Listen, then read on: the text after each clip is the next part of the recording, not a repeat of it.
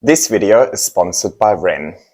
Hey everybody, and welcome back to my YouTube channel. A video that was requested so many times was a video where I focus on my small plants. You know, I usually love showing you my already mature specimen and talk to you about the journey the plant and I have been through together and any tips and tricks. I truly believe that, well, tips and tricks should be based on experience, and ultimately these larger plants I'm surrounded with right now, those are the ones that I've made the most experiences with. I've been looking after them for 2 to 3 years, so I feel like I'm in a position to talk to you about the care requirements for these plants. But all of these plants always started as a small cutting or a small seedling, a small plant. So I love that you guys are more interested in some of my smaller plants, but I wanted to give you a heads up. Well, I haven't made all too many experiences with these plants just yet. So today is probably going to be more about showing you those plants, not so much explaining anything about these plants because my knowledge about them is still limited. But what I can tell you is the reasons why I like starting off with small plants. But before we get into it, let's talk about today's sponsor. Wren. Wren is a simple and effective solution to make a difference in the climate crisis. As you might be able to judge by my background, I really love nature. And seeing all of these crazy weather events over the last few years, like never seen before fires, never seen before flooding, made one thing really clear: our planet needs protecting. And one of the things I have become more conscious about my own environmental footprint is carbon emissions. If we want change, we can't wait for somebody else to do it. We all got to do our own part. And Wren is here to help with that. Wren is a website that essentially does 3 things. First, through a set of questions, it asks you to estimate your current carbon footprint.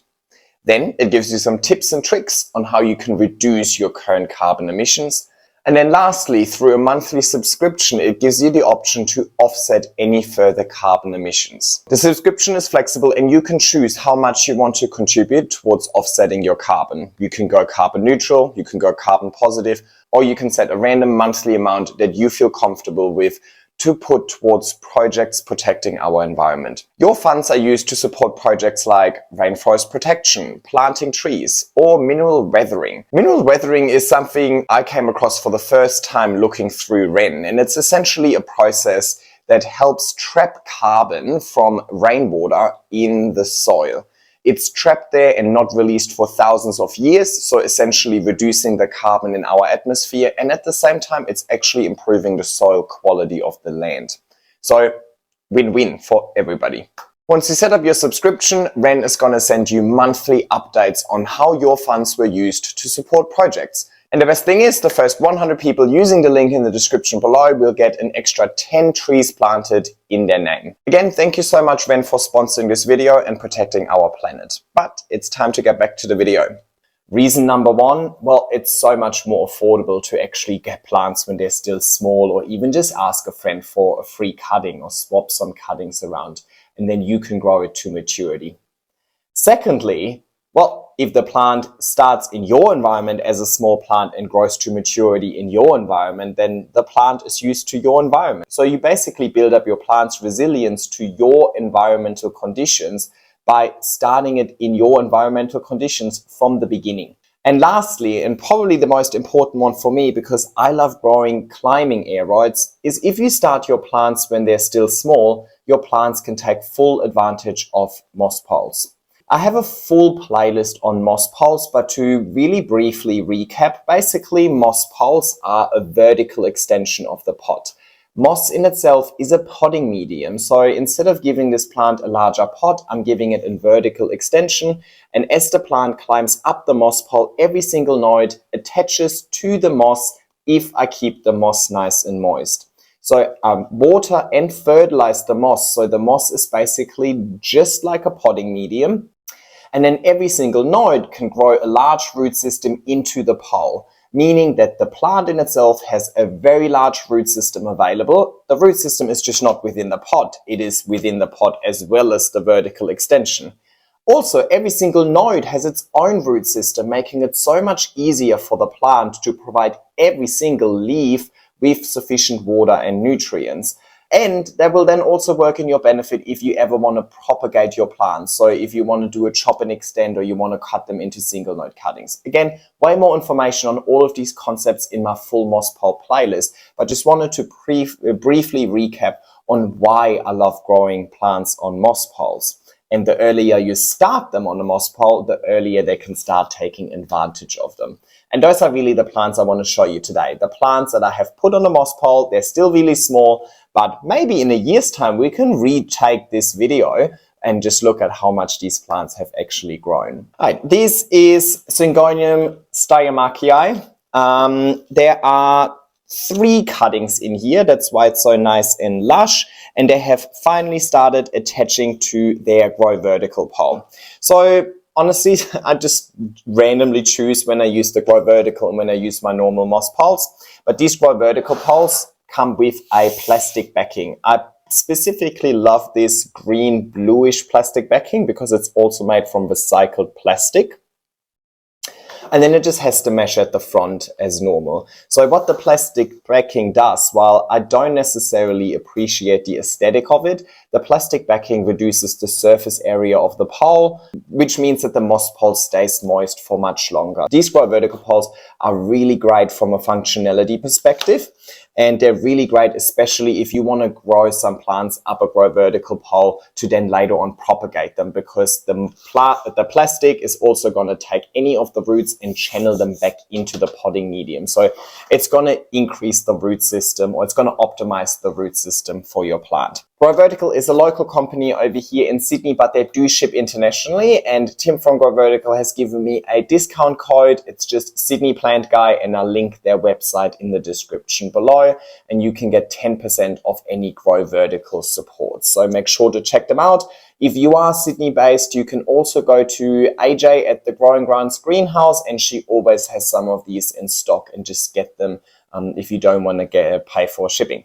Look, I do not remember how long all of these plants have been on their moss poles for, but it could have maximum been, I think, half a year or so.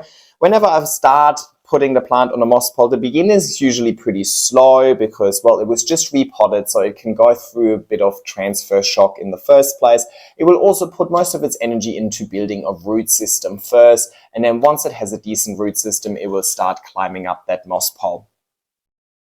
It is in just a 14 centimeter pot, and that is absolutely plenty. Despite the fact that I have 3 cuttings in here, I'll probably have to size it up to a 20 centimeter pot much sooner than if there was just 1 in here. But ultimately, I'm hoping for most of the root system to be in the moss pole anyway, and not necessarily the pot. All right, let's move on to the next one. Let's look at this one maybe, because then I can also show you the difference between the 2 types of moss poles that I use. So this one is Philodendron lupinum.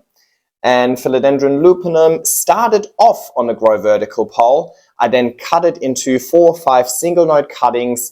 They're all reshot, and then I put all of these in here. So I now have about 5 cuttings on this moss pole. The reason I did that is I know this plant is going to have a hard time sizing up. It's going to size up quite slowly, I believe. So instead of just having one tiny vine climbing on this big moss pole, looking a bit empty, I wanted to at least create a lush moss pole by creating multiple vines.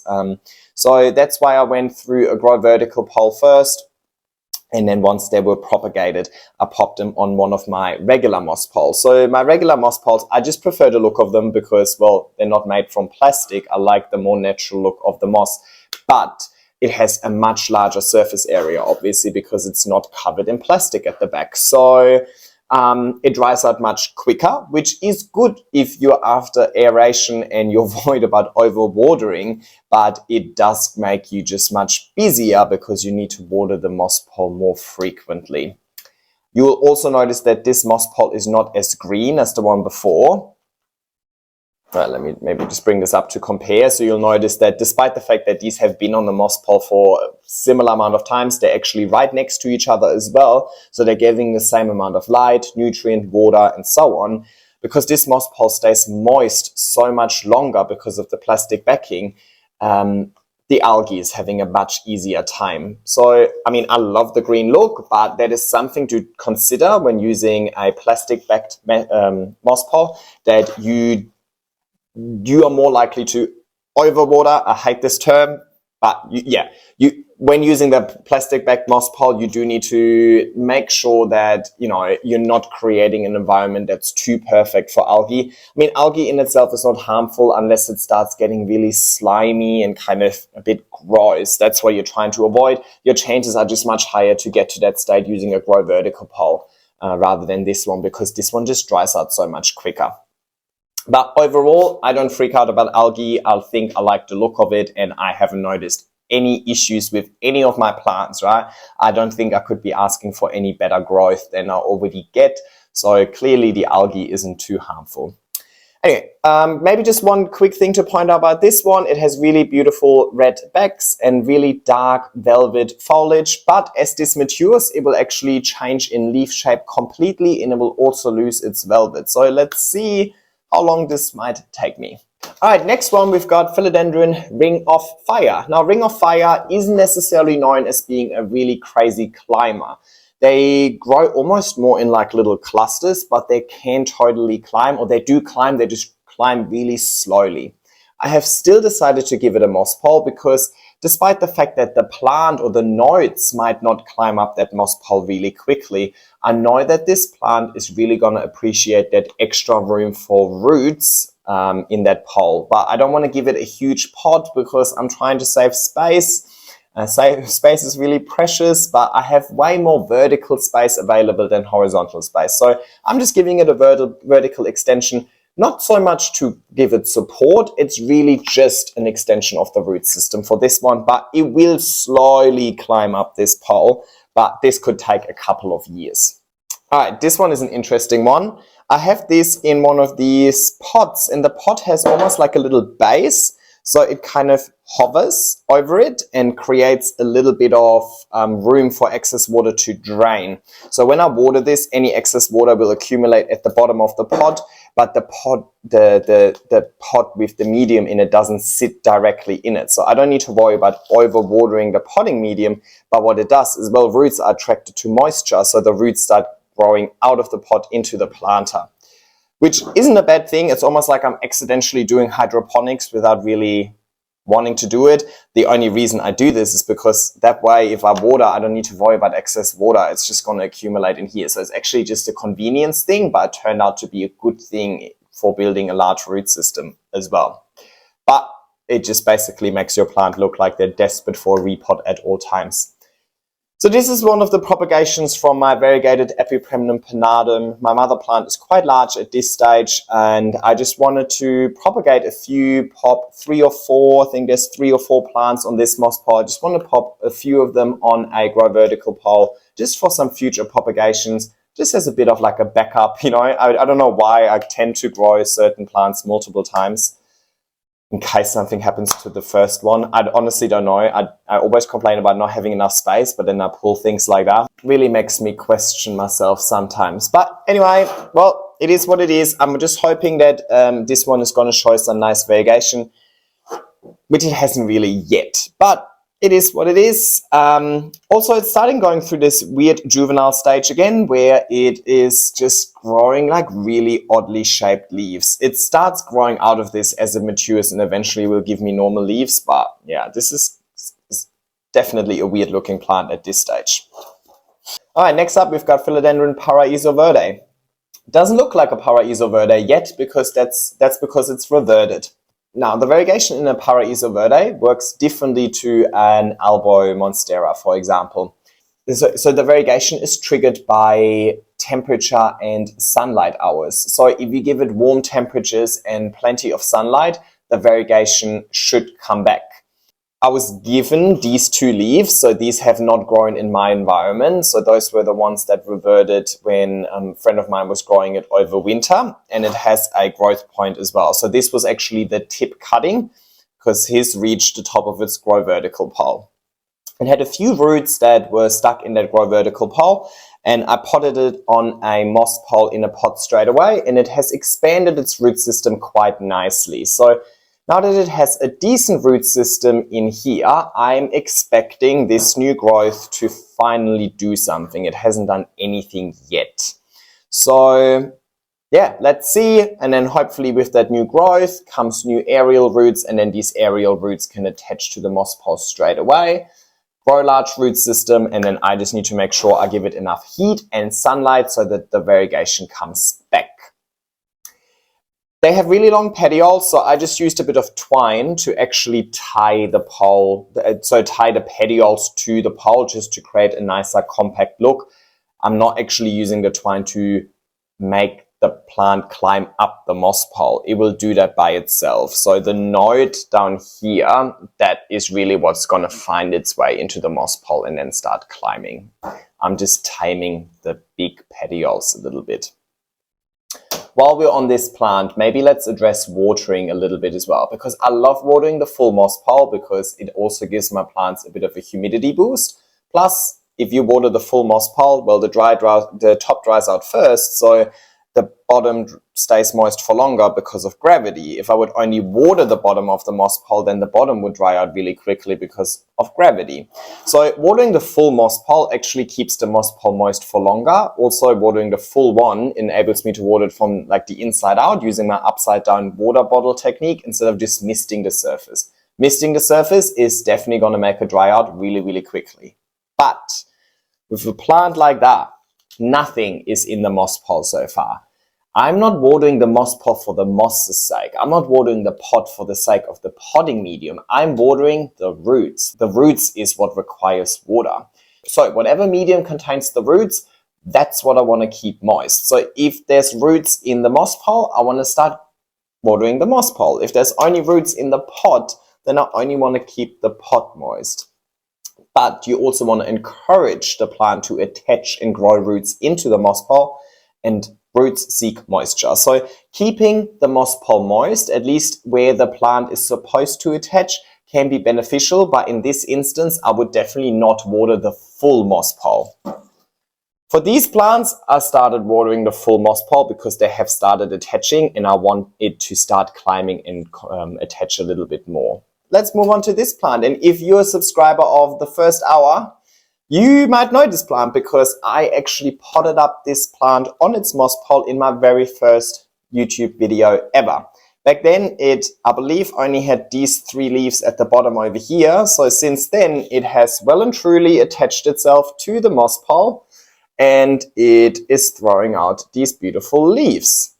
Now, sometimes the plant tries to kind of climb around the moss pole. When this plant is still nice and juvenile like this, you're going to have an easy time manipulating the stem. So I just have little pieces of wire.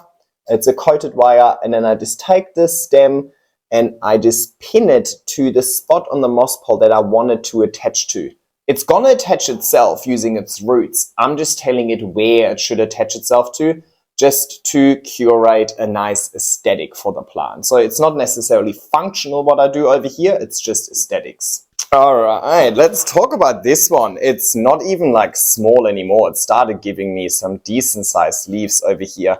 They're probably going to look much bigger for you because the petiole is so incredibly long. I have no idea what's going on.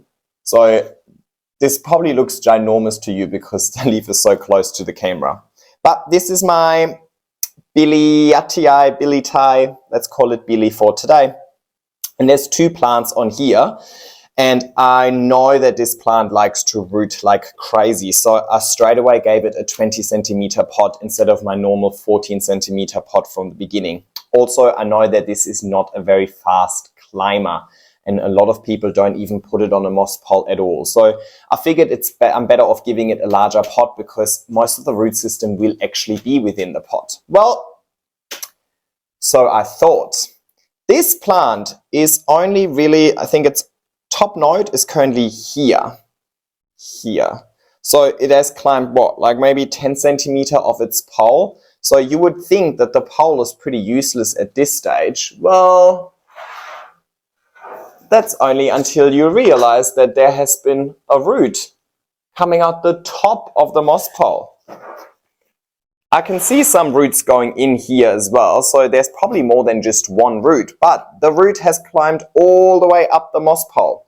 So the moss pole is doing exactly what I wanted it to do. It's giving my plant that vertical extension of the pot to give it more room for roots. And the more room for roots you give it, the larger the root system. The larger the root system, the more potential for the plant to actually mature if you give it enough light.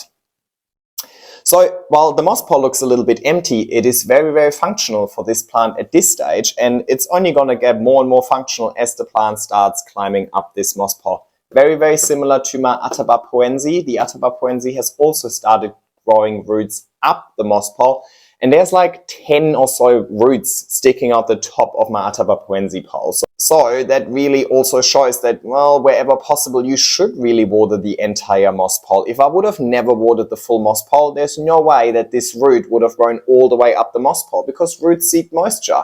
So it's important for me to keep the whole moss pole moist, even though the plant might have only reached to here, so I don't ruin or that I don't kill the roots that have already grown all the way. And roots is what keeps your plant healthy. Leaves come and go. Don't freak out about leaves. As long as your plant has a large root system, your plant is going to be happy, your plant is going to be growing, and your plant is going to throw out new leaves, and it's going to throw out larger leaves. And I mean, that's my whole goal, right?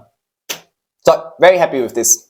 Alrighty, next one. It is a Magic Dragon hybrid. So I don't know the parentage anymore. Hang on, does it say here? No, sorry, I don't know the parentage, and I wasn't the one making this hybrid as well. It was actually Tim from Grow Vertical. His private collection is insane. He is a very, very knowledgeable grower, and he asked me if I want to grow one of his hybrids. And well, it must have some sort of dragon bits in it, right? So this is its newest leaf, and you can see that it really, when I got it, it had these leaves down here, so they look like not much, but it's really starting to get a little bit of shape. It did have spider mites, so that's why you might see a little bit of yellowing on some of these leaves. Looks like they're all gone now, but obviously the leaves won't recover from that damage. But again, that's okay. I'm not worried about leaves. Leaves come and go. As long as it has a nice root system, it will just push out new leaves. This is going to be probably similar to the Ring of Fire. I don't think it's going to climb up really fast, but I'm hoping that at least this is a nice extension of the potting medium, giving it plenty of room to grow a large root system. Alrighty, and another one is Philodendron burle Fantasy. So I got this as this with this leaf down here, and it had a really long shoot. Without any leaves on it, which tells me that wherever it was grown before, it was not getting enough light. I then popped it on a moss pole, and it gave me its first leaf, and then since the first leaf, it has now moved on to throwing out its fourth leaf over here. And you can see that these leaves are overlapping a little bit, or like they're really close to each other, and this is exactly what I'm after. This is telling me that I am giving this plant sufficient light. If I wouldn't be giving it sufficient light, it would be growing in really large internodal spacing, so at really large gaps between every single leaf. But it's increasing decently in leaf size, and the short internodal spacing is telling me that I'm doing everything right. I just need to keep doing what I'm doing and stay patient. Okay, next one. This is Monstera This is Monstera standleyana. Not really a small plant in itself anymore. I've had this for quite a long time, but I still wanted to include it because I have decided to not extend this moss pole. Because it's not really increasing leaf size. It's not really giving me what I wanted.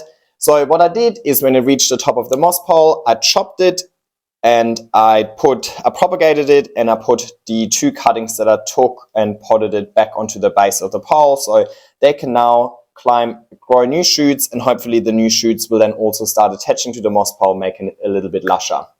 The top, after I propagated, has reshot in two spaces, so I've got one growth point here and one growth point here. That second growth point has already reached the top of its moss pole, and I'm now starting to trail it down. To do that, I just use little metal pins again, or you can use twine or whatever. You wait until the plant grows a little bit, and then you just put the node, and I'll just pin it using the grid of that moss pole mesh. Say, here is where I want you to be. And then I'll just repeat it when the next one comes, and so on. And then obviously the nodes will grow roots into the moss pole, fixing the plant to the pole permanently, so then I can remove the metal clips again. It is not natural for a plant to climb down. They always want to climb up. So we're growing it against its natural growth pattern, which makes me think that it's probably going to decrease in leaf size. Actually, I'm pretty certain it will. But once it's down, then it's going to climb back up again naturally and so on. So I just want to create a really lush pole full of leaves so that you can't actually see the pole anymore, rather than actually trying to grow this one to maturity. Couple more, we've got Philodendron tenue. I'm actually recording a separate video on this one, so I don't want to talk about it too much, but it has just given me its first leaf in my care. So I'm really excited. It's still kind of hovering away from the pole, so it hasn't quite found its way onto the pole. But if I keep the moss pole moist, it will 100% find its way and start growing roots into it. So happy days. But don't look at it now, wait for the special video to come out. And lastly, we've got a Philodendron sodiroi, or well, it was given to me as soderini, but it has actually sized up quite decently, which makes me think it's not actually the small form of sodiroi. This also has 3 or 4 shoots on there, so you can see there's one shoot here, there's one shoot here, but really only 2 of them started sizing up and climbing up that moss pole decently. They all came from the same mother plant, they were all similar sizes, they were all propagated in the same conditions. But what's the difference is that, well, those 2 are at the front of the moss pole, whereas those 2 are kind of to the side. So they're getting a little less light. Apart from that, they're getting the same conditions, same humidity, same feeding, same watering, right, and so on. But these haven't really grown just purely because these larger plants are stealing all of the light. Alrighty, so those were all of my smaller plants on moss poles, and I really hope you enjoyed them. I know I didn't really talk too much about each plant in itself, but as I said, I don't know that much about these plants just yet. I don't know necessarily if the care that I'm currently giving them is going to enable them to actually mature. Only time will tell. It's all trial and error. So I'm just going to keep a close eye on all of these and make sure that they are maturing in the way that I want them to. And if they don't, well, then I know I need something to change. And trial and error is the way to find out.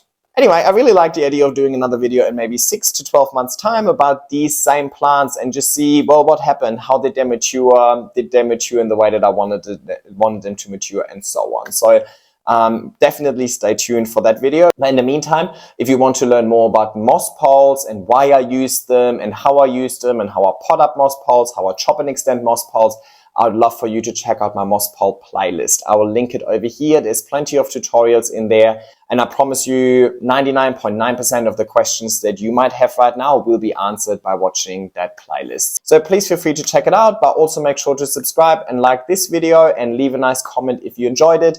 And I will see you in my next video. Take care.